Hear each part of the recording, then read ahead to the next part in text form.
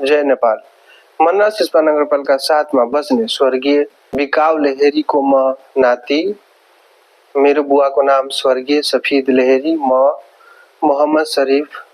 म देशको प्रधानमन्त्री श्रीमती सुशीला कार्की जीलाई म भिडियो मार्फत निवेदन गर्दैछु। मेरो मुद्दा विषय के हो ध्यान लगाएर सुनिदिनु होला, म आग्रह गर्दैछु। म 1 वर्ष अगाडि नै फैसलाबद्ध मुद्दा चलाएको छु जिल्ला अदालत मोहतरीमा र जलसाजी मुद्दा पनि म आफ्नो विरोधीमाथि चलाइरहेको छु। आजदेखि 15 वर्ष अगाडि मेरो बुवा स्वर्गीय सफीद लेहेरीलाई मेरो आफ्नै काका, मेरो बुवाका आफ्नै भाइ हमीद लेहेरीले जबरजस्ती दबाई खुवाएर मृत्यु पारेको हो। त्यसपछि 2012 मा मेरो काकाले मेरो आमासँग अंशबन्दा गरायो। मेरो बाजेको सम्पत्ति 8 कट्ठा थियो, तर 3 कट्ठा 1 धुर दिएर अनि 25.5 धुर घरारी 12.5 धुर दिएर उहाँले अंशबन्दा मेरो आमासँग गरायो। म मुद्दा किन गरेछु फैसलाबद्ध र जलसाजी, म उसको बारेमा गइरहेको छु।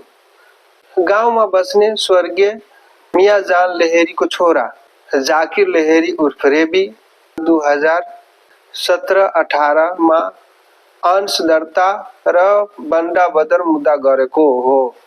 उहाँले मुद्दा गरेपछि मेरो काकाले अदालतमा स्वयं जवाब पति उत्तरमा भनेछ कि जाकिर लेहेरी उर्फ रेबी र उसको बुवा स्वर्गीय मियाजान लेहेरी मेरो नातामा आउँदैन पर्दैन, मेरो नातागाताको मान्छे छैन, यस्तो भनेर उहाँले जिल्ला अदालत मोहतरीमा पति उत्तर लगायो। यो मुद्दा सुरु भएदेखि र फैसला भएसम्म म दोहा कतारमा थियो।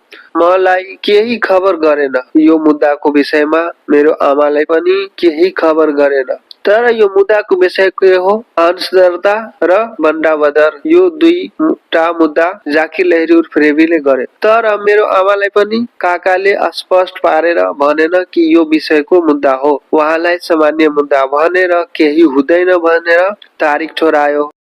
तर यो मुद्दा जाकिर लेहेरी उर्फ रेबीले जित्यो। जिल्ला अदालत उसको पक्षमा फैसला सुनायो। जिल्ला अदालतमा जाकिर लेहेरी उर्फ रेबीले वंशावली कस्तो खालको पेश गरेछ म त्यसको बारेमा भनिरहेछु।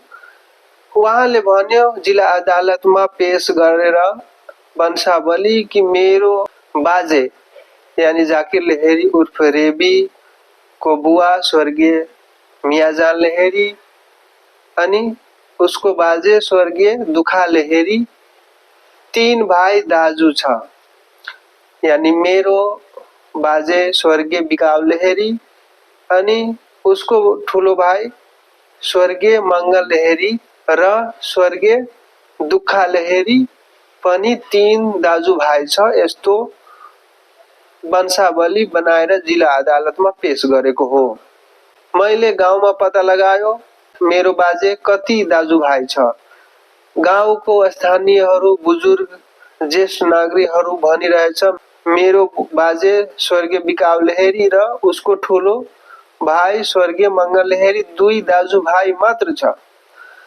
अनि मैले 1 वर्ष अगाडि नै यो जलसाजी हो भनेर म पुरै गाउँमा थाहा लगाएर छानबिन गरेर अनि ज्येष्ठ नागरिकहरूको सहमति लिएर मैले जिल्ला अदालत मोहतरीमा फैसलाबद्ध र जलसाजी मुद्दा चलाएको छु।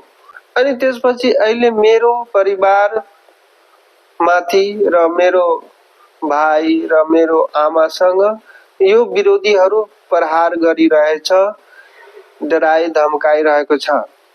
मैले अहिले मुद्दा गरेको मेरे काका र उसको साक्षी मन्ना सिस्पा नगरपालिका 7 को हाल सदस्य कासिम अंसारी र मेरो काका त्यति बेला विरोधमा थियो। अहिले मैले मुद्दा गरेछु मेरो काका हमिद लेहेरी र वार्ड सदस्य कासिम अन्सारीले अनि जाकिर लेहेरी उर्फ रेबी अनि उसको साक्षीहरू सबै मिलेर मेरो परिवार र मेरो आमा मेरो भाइलाई डराउने झुकाउने धम्की दिने यस्तो यस्तो क्रियाकलाप नचाहिने गरिरहेको छ।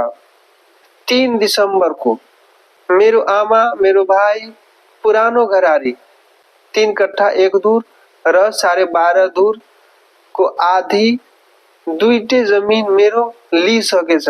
जिल्ला अदालतले फैसला सुनाएपछि मेरो वहाँ 6.25 दूर अझै पनि जग्गा रहेको छ। मेरो काकीले मेरो भाइसँग जबरजस्ती कोदारी छिल्ने र उसँग जबरजस्ती गरेर अलिकति यहाँ माथि चोट पटक आएछ। यो खर्च इलाज गर्दा 1000 पनि आउँदैन। तर यसले मौजूदा वार्ड सदस्य यिनीहरू मेरो काका हमिद लेहेरी र मेरो विरोधी जाकिर लेहेरी उर्फ रेबी र उसले वार्ड सदस्य कासिम अन्सारीलाई मिलाएर मेरो भाइलाई थुनाउने धाक धम्की दिने वार्ड सदस्य कासिम अन्सारी को दबावमा जिल्ला प्रहरी जलेसरमा मेरो परिवार मेरो आमा मेरो भाइसँग धाक धम्की नचाहिने क्रियाकलाप गरिरहेको छ।